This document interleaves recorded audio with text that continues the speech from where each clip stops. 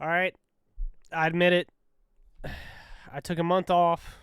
All right, whatever. Big deal. It's fine.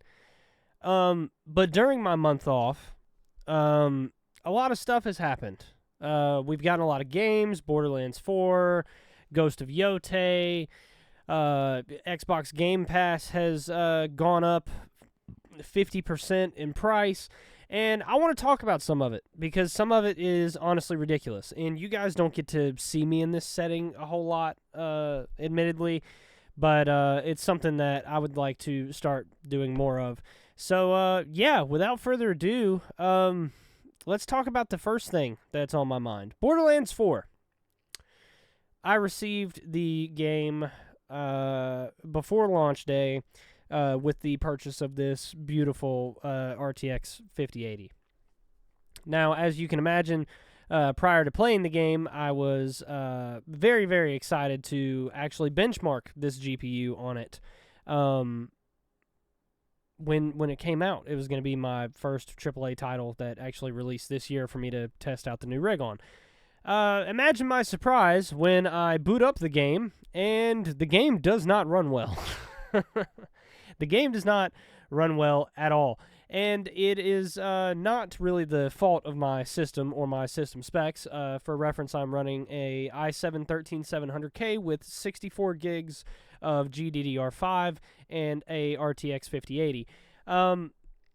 So I obviously go do some research to see if I'm the only person that has this problem, and as I expected, I was not. I was absolutely not the only person that has had this issue. A lot of people were having this problem, even on like really good PCs. Case in point here. And what was the response from Gearbox, or not Gearbox in this instance? The response from the studio as to how to handle this problem. Well, I'll tell you. This is something I'm sick of seeing in gaming, but it happens a lot. Randy Pitchford. Our boy Randy, our Lord and Savior Randy, not a guy that can really avoid controversy. Really, he says a lot of wild stuff. Some of it not very good, not very nice, especially to the people that keep his company alive and pay his salary. He's got some not so good takes on stuff sometimes, which is fine. It happens, it happens. We all do it, but not a lot of us go and tell all of the people that have purchased this $70 title and are playing it on launch day to, please get a refund from Steam if you aren't happy.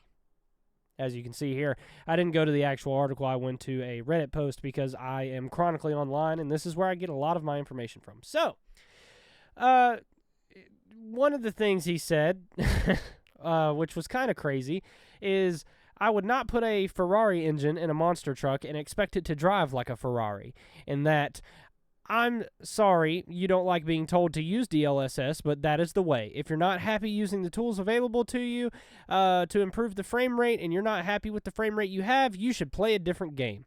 You can do whatever you want. The game is the game. Please get a refund from Steam if you aren't happy with it. Now, why is this so crazy? It's just Randy being Randy, right? It's kind of crazy because you are one of the higher-ups at a beloved studio that is relied upon for some of these great releases, admittedly, over the years. Borderlands 3 was baller. I wasn't a huge fan in the beginning of it, but then I slowly fell on the train when I got deeper into the game. Borderlands 1 through 2 through pre-sequel, anybody? Tiny Tina's, all great games. Games that all had their fair amount of troubles when they came out of the gate, but nothing insane. So imagine everybody's surprise when this happens with Borderlands 4, and Randy Pitchford comes out and tells you, well, maybe you should get a better PC if you're not happy with it, or use DLSS. Now, some of you PC gamers out there know that brute forcing your way through games that are poorly optimized is a thing. You can do it. So naturally, I tried to do that with Borderlands 4, and it did not work.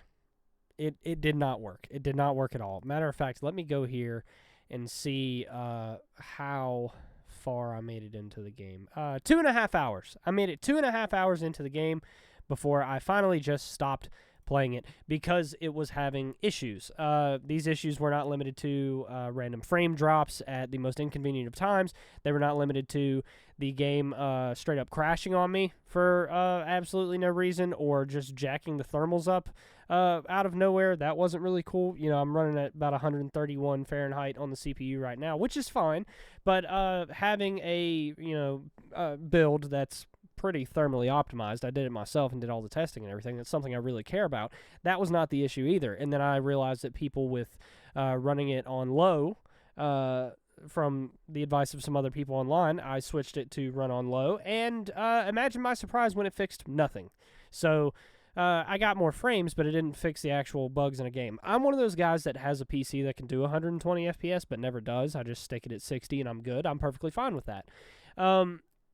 So, when you do that and you turn all the settings down and everything else, and you are using DLSS, that doesn't stop it from dropping from, 60 to 120 frames down to like 12 or 13. And then you go to try to solve the problem yourself, and one of the higher-ups at the studio tells you to go fuck yourself, basically, and get good. Spread them wallet cheeks, buddy. I'm just tired of, people at studios doing this. It's either the game didn't have enough time to bake, so it's flawed. It's not optimized at all. So we're going to make you deal with that and figure out your own workarounds. Or we're just going to straight up deny that we're the issue in general and tell you that you guys are the problem.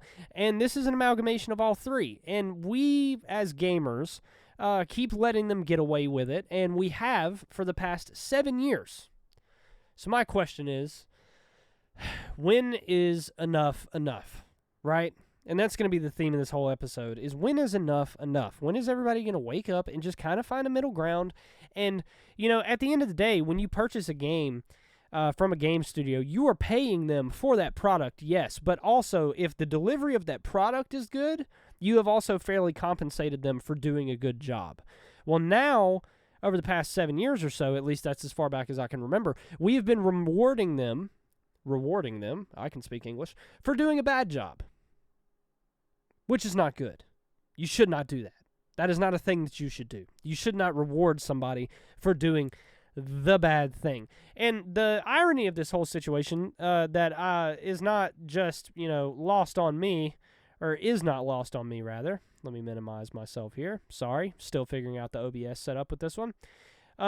Is the fact that, a random Reddit user comes out and says this. We really want all of our fans to enjoy the game, but unfortunately, we also looked to the future to make sure the game would stay engaging and stylish for as long as it could. What the fuck is this doing? What is this doing? Sorry, guys. I'm so sorry.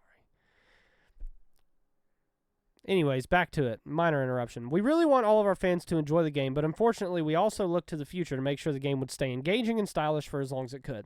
We understand this may put strain on even the best of systems, but over time, it will retain its look and remain a quality experience for years to come.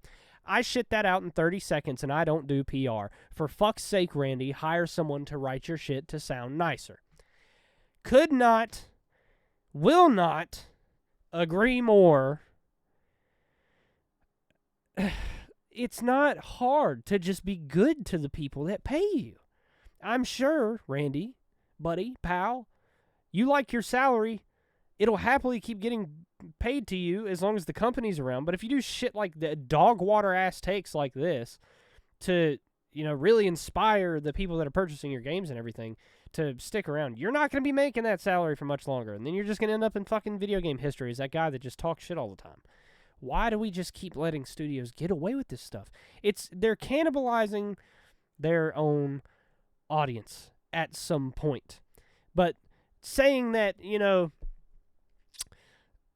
this game isn't for you because you're poor, because you can't afford a top-of-the-line PC. Well, Randy Pitchford, fuck you. I do have a top-of-the-line rig, and I still had fucking issues. I could not go 10 minutes without a frame drop, texture pop-ins, crashing. Couldn't. Struggled with it. The game was really fun for what little I played of it, but I couldn't make it that far when it was fucking dying on me at every second. So, that aside, Borderlands 4 is honestly, the devs have come out and said they're working on it. They're optimizing PC performance. All of the, actual sensible things that you should say when you're working on a game. No thanks to Randy. But, the game's going to be great. It's a good game. I mean, it's not bad. It's just that everything surrounding it has been pretty horrible. Just spend more money. Spend more money, it'll run better. Obviously not the case. Brain dead take. That's one thing that I'm mad about. We're going to go on to the next one. Ghost of Yotei.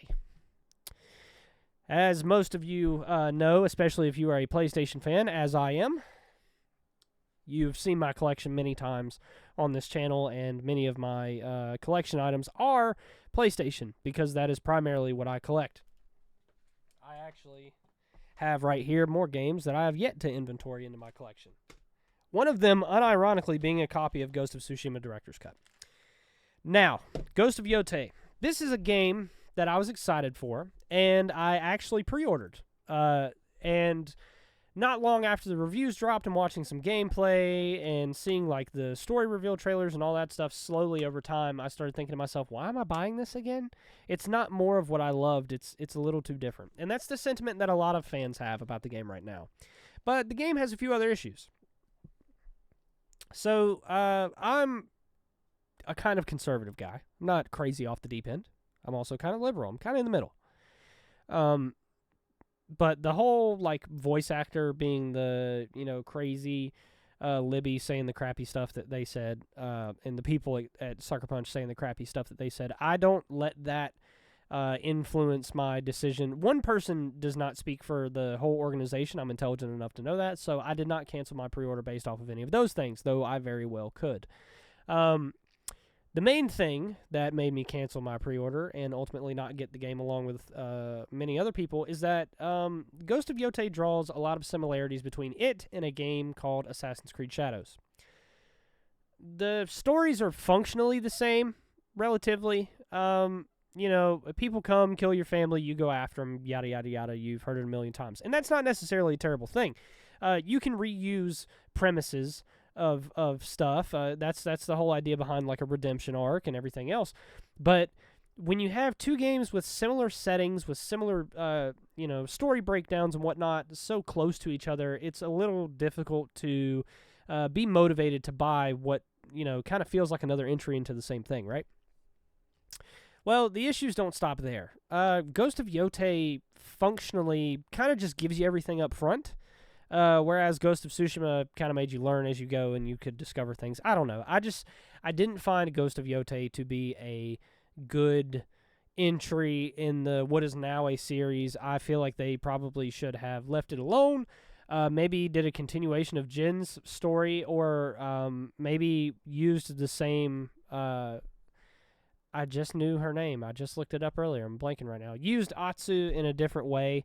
I feel like she could have been a good character or whatever, but this whole thing kind of just seems dumb. Honestly, it's kind of seeming like we're just gonna push you whatever we feel like pushing you, and since you love this world so much, you're happy to be here.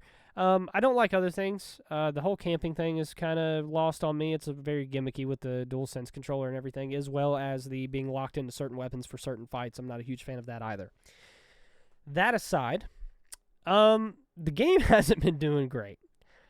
But the problem is instead of saying that the game isn't doing great, it seems that Sony and Sucker Punch and other people that seem to have had they've reviewed other...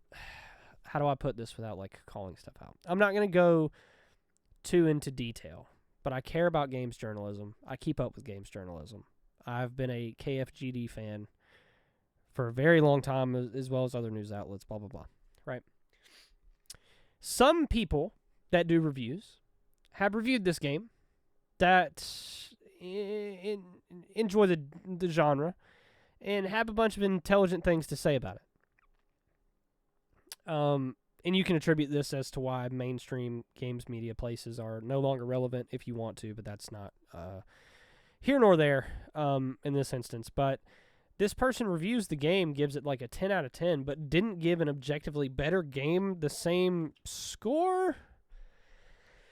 Doesn't make sense to me, but not only Sony, but Sucker Punch as well, has not wanted to share the sales numbers for this game, it seems like. And some of this is kind of fucked, and I've got a couple examples of this here, but let's see. This was one of my first sources for looking up like sales numbers and everything for Ghost of Yotei. This was a couple days ago, or 3 days ago, something like that.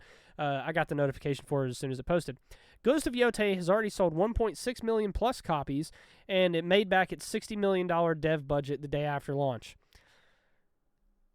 Two things with this. It's very like statement oriented, not like giving you the info, but like statement, like this is the situation. Don't ask questions, right? That's the way it reads to me. Somebody who didn't hate the game, but I'm just kind of out of the loop, right?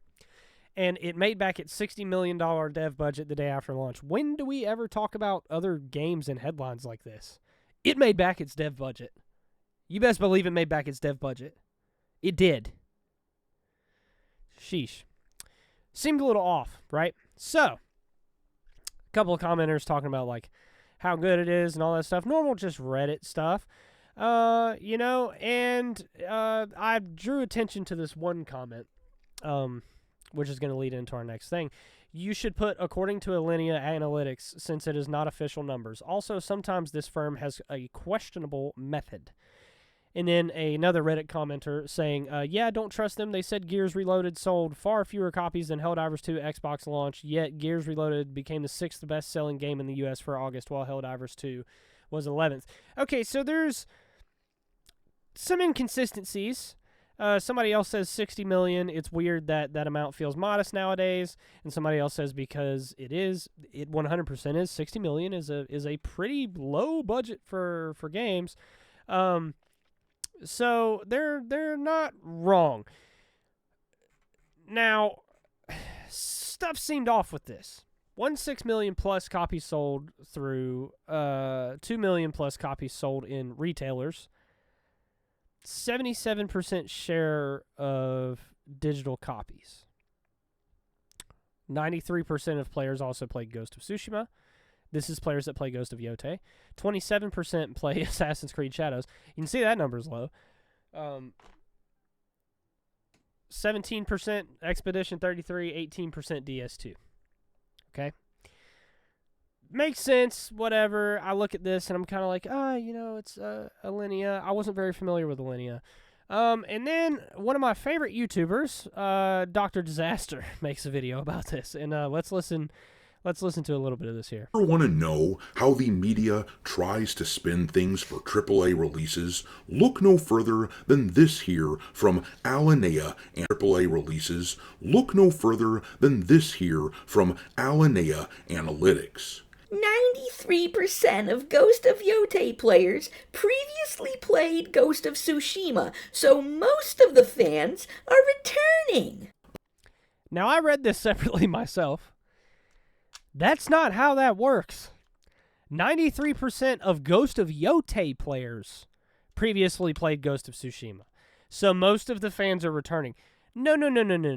The way you find that metric, in actuality, is you take all of the purchasers of Ghost of Tsushima and then do a percentage of how many bought Ghost of Yotei, not the other way around, because those numbers are not going to add up. You can't just say shit and it be fact. And this is the stuff in games journalism that's just starting to piss me off so bad. It's so bad. Let's continue. That's not how that works, you sly f***ing idiots. You're trying to make it sound like most Tsushima fans are returning to play Ghost of Yotei, and I don't care for the manipulation. Oh, that pisses me off. That pisses me right off. I love this guy so much. Go throw him a sub, Dr. Disaster. He's great. I've been watching him a lot lately. Yeah, it's awesome. basically in this video, to sum it up, he goes over the fact that, and I noticed this too, just where I live, is like, if physical games and everything sell really well where I live, and I travel all over my state. I live in Georgia, so a lot of you guys should be able to kind of put two and two together there. But yeah, we have a pretty good gaming community. We've got a lot of different collector shows, a bunch of stuff down here that's awesome. And I've noticed a lot of the copies of the games are still in the stores. Whereas, like, when Spider-Man 2 dropped, I couldn't find that shit anywhere. Expedition 33, I couldn't find that shit anywhere. Space Marine 2, the list goes on. There's plenty of games that I actually had to wait a few months to get a physical copy of that I just couldn't get my fucking hands on. Same with, like, Doom, Dark Ages, and all that stuff. And I actually ended up with an extra copy. Thanks, again, even though it's been a long time ago. But Ghost of Yotei is still kind of just sitting on the shelves. And something, that I was drawn the conclusion to, and that he had a similar thought on, instead of just, like, regurgitating the information from it. And like I said, I'm going to let him say it. But if it was selling that well, why have they not posted official sales numbers and been celebrating it on socials and everything like they usually do with games? God of War Ragnarok, it was a huge seller, and they were, parading it around on Twitter and whatnot and doing all that good stuff. And then, plenty of other AAA games do the exact same thing, telling players thank you, stuff like that. And as far as I'm aware, give me 1 second. Let me make sure that I'm not losing my mind.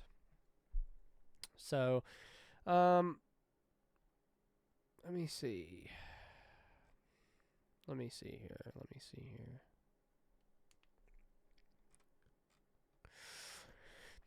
Yeah, I can't find it. Where is the... Let me go on X real fast. Make sure I'm still sharing my screen with you. I am. So, where's all the pump post for it?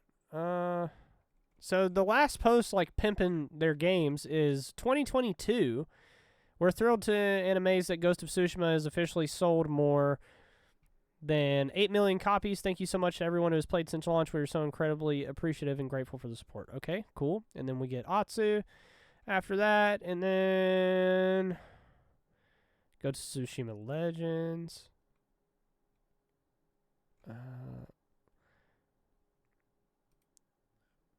Okay, but there's no October 2nd. It's the 12th. It's been 10 days. No pimping. None at all. They're not even pushing the game. They're not posting sales numbers.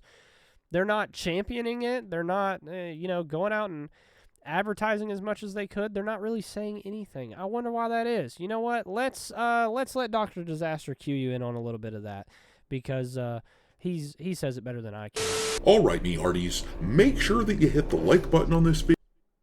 Sorry, dude. I love you, but Tell me that they have been on where my handle is Dr. Disaster 1, and right, if you feel like supporting the channel and helping keep the lights on, consider becoming a member at the sales numbers for Ghost of Yotei. Now, I've been telling you all week that Sony's silence on how this game has sold has been deafening as hell. The entire time that we talk about these numbers, keep in mind that not a single tweet about how Ghost of Yotei performed has been put out by Sony. The shills can actually, this was posted 2 days ago, and we just checked it right now with you sitting with me, and it's still the exact same. So this is interesting. Say anything that they want to about the game, but Sony's silence reveals how they feel about it. They do not I completely feel agree. like the sales are worth celebrating, but that has not stopped the game journalists from trying to make this thing sound super strong. As I've said, They are desperate to prove that Yotei was a success. Here is the headline from PlayStation Universe. Now, I read this article, too, because it popped up on my feed. Ghost of Yotei reportedly sells 1.6 million units, outselling Assassin's Creed Shadows by 1.5 times on PS5. And I was doing the math on that, and I'm like, there's not... Usually when a game sells this much, it's a little bit harder for me to get my hands on it. unless I want to buy digital, but you guys know, unless it's on PC, I don't really buy digital like that. So the stuff, 2 and 2 wasn't making 4. Ghost of Yotei reportedly sells 1.6 million units, outselling Assassin's Creed Shadows 1.5 times on PS5. But I mean, it was a PS5 exclusive, so that isn't exactly groundbreaking. And besides that, Shadows wasn't exactly a major hit, so swing and a miss, boys. But here is the website WCCF Tech saying Ghost of Yotei has sold over 1.6 million units to date, only slightly slower than Tsushima. Now, once again, I came around to this article by myself as well. And 2 and 2 wasn't equaling 4. Yeah, except that in the actual data, Tsushima sold 2.4 million copies in 3 days, whereas Yotei has achieved about 2/3 of that in a week. So, over... Now, I'm going to stop it there. I don't really feel like I feel like you get the point. If you want to go watch that video, go watch that video. It's one of Dr. Disaster's most watched videos in the past few days. Love that guy. Love you, buddy. If you ever see this, you're the GOAT. And I'll post a link to his channel down below. It's becoming a theme now that games are selling poorly because it's not what gamers want, and then gamers speak up about that, and then studios are trying to silence the gamers. Yeah, not cool. Not cool at all. They want the win to be, well, they want the fail to be a win so bad that they're, completely ignoring the fact that they failed. And that's not exactly healthy for anybody. If you fuck up, you got to kind of just say that you fucked up, and nobody wants it. You want the fail to be a win so bad that you're willing to literally lie to everyone and gaslight your audience into thinking that they're insane, and that's not the case. And this is crazy. What? We would never cover up sales numbers. You're wild. What? Just believe all of it. And then us as consumers and people that are on the internet are so desensitized to it that we let it happen. We let it happen. Randy Pitchford saying that everybody needs to go out and buy a better PC. Instead of just letting his fucking team handle it, we let that happen. Sucker Punch pushing out what is a not as popular game, it would be fine. The game didn't do as well as the first one. Okay, sequels often don't. Let's be real. Movie sequels, stuff like that, they usually have to prove themselves when they come back around. And this one just didn't. And that's okay. Why lie about it? Why just own up to it and say that it didn't land? It's fine. Now people are more pissed that you're hiding the information and running from it and trying to shove it down gamers' throats and trying to convince all of us that this is what we wanted the whole fucking time and this is why we were blah, blah, blah, blah, blah. It's just, it's tiring. It is very tiring. It's very fatiguing, and I know a lot of people that are getting out of the gaming sphere and aren't playing video games and aren't buying as many video games and everything else. My advice right now, don't kill gaming as a hobby, because we're going to talk about some more ridiculous shit here in a minute. This is all in the span of like 2 weeks, which is just, it's fucking crazy. Don't write off gaming as a hobby. This has happened before, just in different ways. People are kind of falling in and out of it and doing whatever. Don't just go scorched earth and burn it all to the ground yet. Give it some time. In the meantime, vote with your wallet, play your backlog. But don't swear off gaming as a whole. It's very tempting to do so. We've had some bangers. We're going to talk about a banger, something that I'm pretty passionate about. We're going to talk about 2 bangers, actually. And just don't let it discourage you too much. But acknowledge the fact that it sucks and that it should be avoided. Telling your players that you're right and they're wrong should be avoided. It's a bad business move. The customer's always right, whether you like it or not.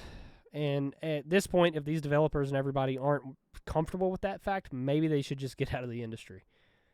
Maybe find a new job. It is what it is. It happens sometimes. Onward to the next crappy thing. Xbox Game Pass. I really don't want to talk about this one. Oh, I really don't. Because it is the most ridiculous thing that has crossed my screen in a long time. Okay, I found out about the. Well, let me give you a little bit of history. Okay, so I have always been a PlayStation kid, but I had Xboxes throughout my childhood. I had Xboxes. I had the Xbox One and the Xbox Series X. I got the Series X when I was 21, and I had an Xbox One from like 16 to 19. Okay, 16 to 18. Sorry, because I couldn't afford another PlayStation. I got the Xbox for free. Whatever.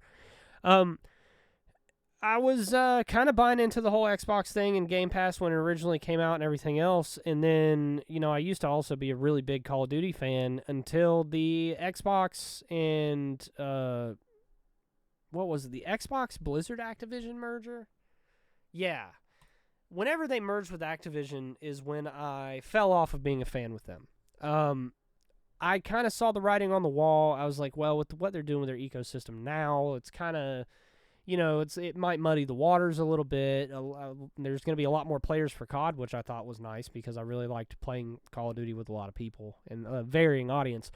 But I kind of knew that it wasn't going to be the best thing in the world because now you're just taking an already thinly spread team and spreading it thinner. But the other perspective of this was, it's great. They're getting developers. Developers are getting, good chances to publish stuff they wouldn't have otherwise been able to publish.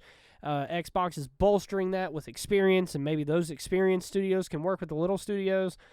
It's great in theory, and it was great in theory years ago. Let's say about 4 years ago. It was Game Pass, or 5. Game Pass was great in theory. Well, now...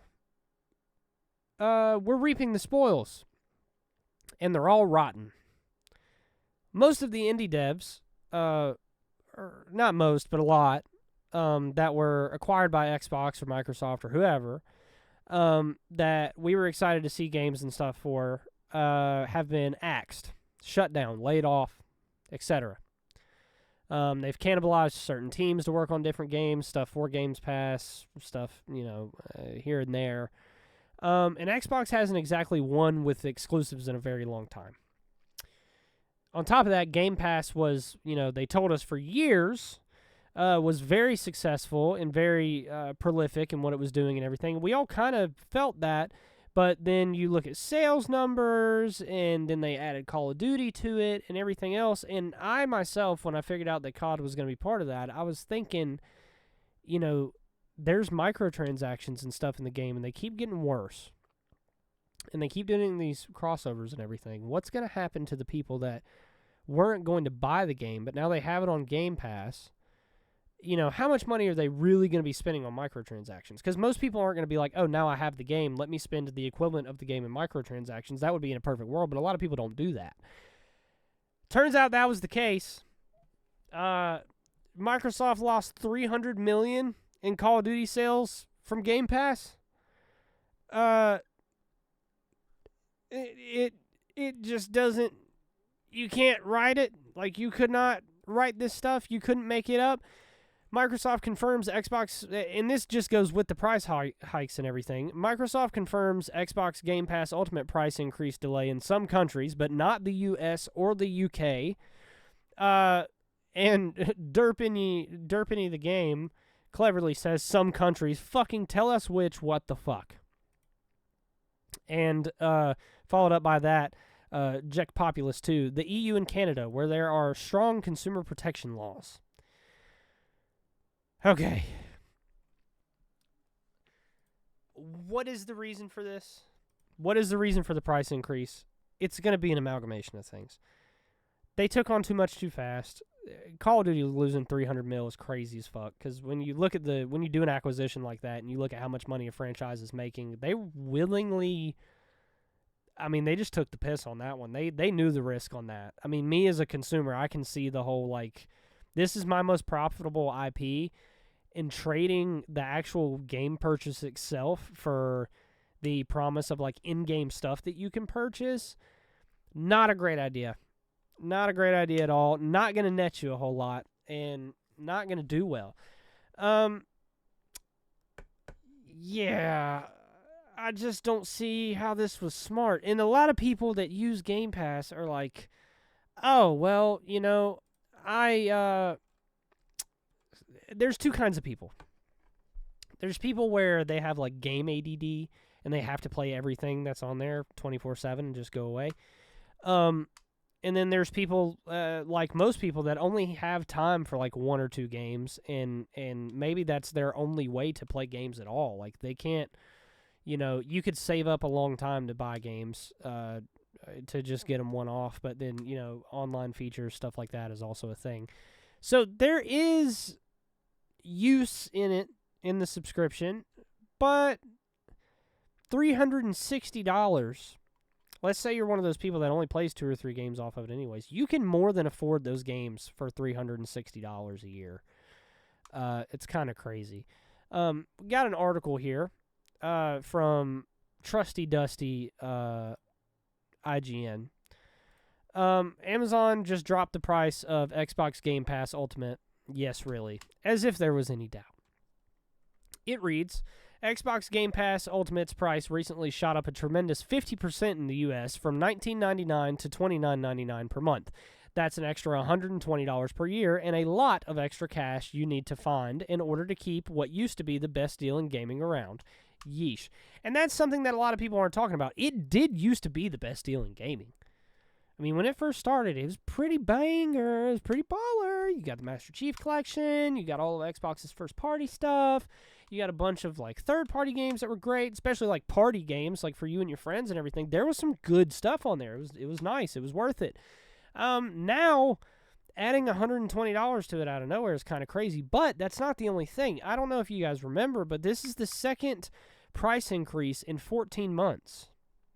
So what are they going to do in the next 6 to 12 months again? They're probably just going to keep hiking the prices up to pay for Xbox's bad decisions.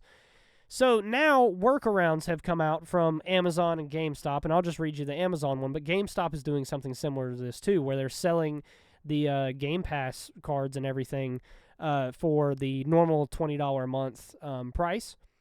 I'm assuming until they run out of codes or they run out of cards, unless they're just willing to take on that cost. I'm not sure, but we'll have to see. If you want to beat the price hike, it's crazy that we even have to like find workarounds for stuff like this. If you want to beat the price hike, your best option is to stack your Xbox Game Pass Ultimate membership to its limit, 36 months, while the change isn't yet enforced. How many people realistically are going to have enough money to do that? While the change isn't yet enforced, or cancel your subscription altogether, I'm not your boss. Now, let's talk about the canceling your subscription part. Take it from me, okay? And do your research, go on KFGD, they talk about this too. A lot of people did that. A lot of people canceled their membership before the price hike took place. And then Xbox delays the price increase for people that have stayed subscribed, but if you resubscribe, you now have to pay the new price. Which is just a blatant fuck you. All they did was wait. Why do we keep letting companies do this? Why do people keep giving them money? They actively said, oh, well, you don't like the price increase? Fuck you. Now we're punishing you for being proactive for what would have made sense for you and incentivizing the loyalists or whatever with staying with us. It's fucking scummy. It's scumbag actions. Scumbag material. It's horrible. It's bad. It's bad. Oh, anyways, let's continue through this slot. I'm getting riled up again. Amazon also still has 1-month codes available for $19.99, which is now effectively a $10 discount, which is crazy to say, 14 months. You can also purchase 3-month codes at a better rate, $56.99 each, $3 off the old pricing, and a significant reduction versus the new $89.99 pricing. Now, how many people are, realistically, that have jobs and everything, are playing more than, like, one AAA game every, like, 3 months or whatever, not counting, like, your multiplayer games or whatever? I would reckon not a lot. $89.99 is literally a AAA game. Like, if you're using Game Pass for, like, day ones and, like, COD and stuff like that, you can afford it with that. So why not hold on to your money? I mean, it's a 3 month, dude, 3 month, fuck. Just thinking about, like, if I was in high school, and this is what irks me, right? If I was in high school and, like, begging my mom to get me something, or just something like that. It would probably be Game Pass or something like, so I could play as many games with my friends as possible. This, like, completely, if you wanted full access as a kid or something, like wanted to get it for him for Christmas, completely negates all of that. That's done. This is no longer like asking mom for a little bit of money every month. You can say I'm being whiny, but this prices a lot of people out of gaming, which is not good. It's never good. The max you can fill out your account with is 12, which is in the U.S. costs $683.88 in total, $227.96 per year. Now, that's a lot, and I'm never going to recommend you suddenly shell out almost $700 on a subscription service, certainly not in this economy, but it's still worth being honest about the numbers and how much it does cost to avoid a price hike by paying up front while you can. Smart move. I agree with this. This is the crazy number to me. Comparatively, at the new $29.99 a month rate, 3 years of Game Pass Ultimate will now cost $1,079.64. Dude. It's not a good idea, Xbox, just like it wasn't a good idea to buy fucking Activision and do the merger. It wasn't a good idea. And now everybody's paying for it. And it's not just that. It's developers coming and going and them making bad business decisions and their hardware sucking and all that good stuff. But that's got a lot to do with it. That's the catalyst for a lot of this stuff. Now, on to something, or a few things, rather, that are awesome. Let's talk about Dying Light the Beast, something that a lot of us have waited a long time for. Dying Light the Beast, actually, you know what? Let's go back to Reddit. Why not? Dying Light the Beast is currently the highest rated mainline entry of the series, at 82 and 78 respectively. 74 and 74 for Dying Light 1, 76 and 76 for Dying Light 2. And Dying Light 2, it's not surprised that it outranked it because it was not extremely popular. It took them a long time to fix that game. I recommend playing it now if you do like it. This is mainly just people below it talking about it and all that good stuff. But I will say, off of my personal experience, Dying Light's back, baby. You want scary nights? You got them, bud. You want cars? We got cars. That's fine. You want volatiles? Riding the cars? Trying to fucking kill you? We got that. You want Kyle Crane back? Well, he's back too. And he's got a cool, like, blue eye. I'm not going to spoil too much of the game for you. But Kyle Crane is back. Dying Light the Beast rocks. It's great. They did such a good job with it. And I'm the first one to tell you Dying Light 2 fucking sucked when it came out. So take my opinion with a grain of salt. Go watch some reviews. But as somebody who's very picky about their games, Dying Light the Beast is pretty fucking sick. If you liked the first game and you liked the following, the DLC that came after the main events of the first game, you will love Dying Light the Beast. It actually makes the Dying Light franchise interesting again. So that's awesome. I love it. You'll probably love it. It's just a great game. I've been having a blast with it. Onwards in even better news, you can see probably everywhere on your social medias and on Facebook or whatever. If you're tuned into the games industry, you've probably heard it on every gaming news show. You've probably had it pounded into your ears like it was the news of yesteryear. Battlefield 6 dropped. Battlefield 6 dropped, and it's fucking good. It's great. I've played it. I've been playing a lot of it. It's good. And if you want to know if it's good, Steam players are pretty picky when it comes to Battlefield stuff. But look at how many players we got right now, baby. 634,837 people in the game. The community is popping off. It hadn't even been out that long. Look at all this. And another thing. This is a game that you could realistically run on your middle-of-the-road, decently spec'd computer. Right? Crazy that you have to talk about it that way, but that's just where we're at now. Playing it on the 5080 and the i7, it's been great. It's just been a good game all around. It feels very balanced. Game's just doing really good, and we're back. Battlefield is back. I was very disappointed after 2042. Battlefield 6 drops, brings me home, and it's awesome. I do want to highlight this video of somebody was playing this game on a. Let me show this to you here. Let's see what the specs say.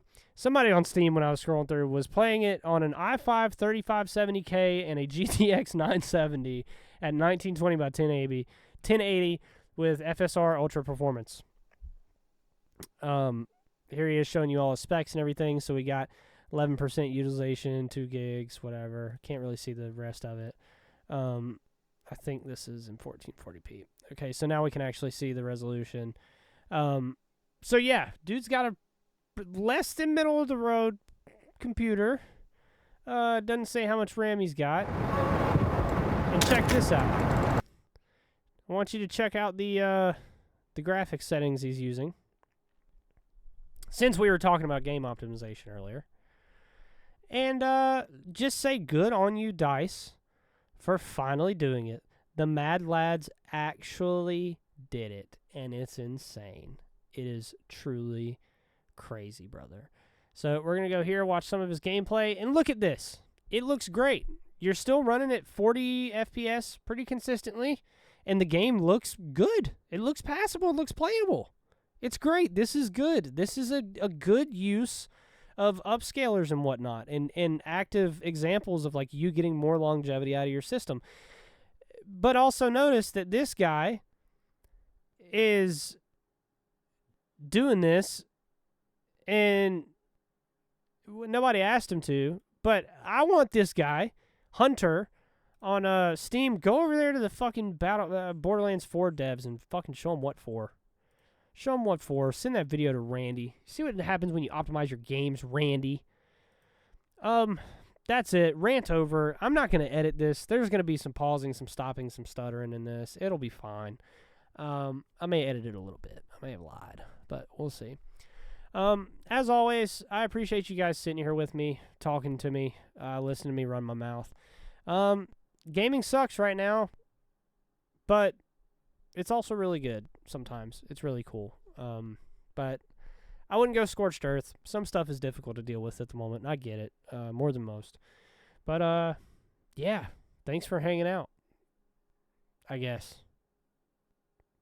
Bye, guys.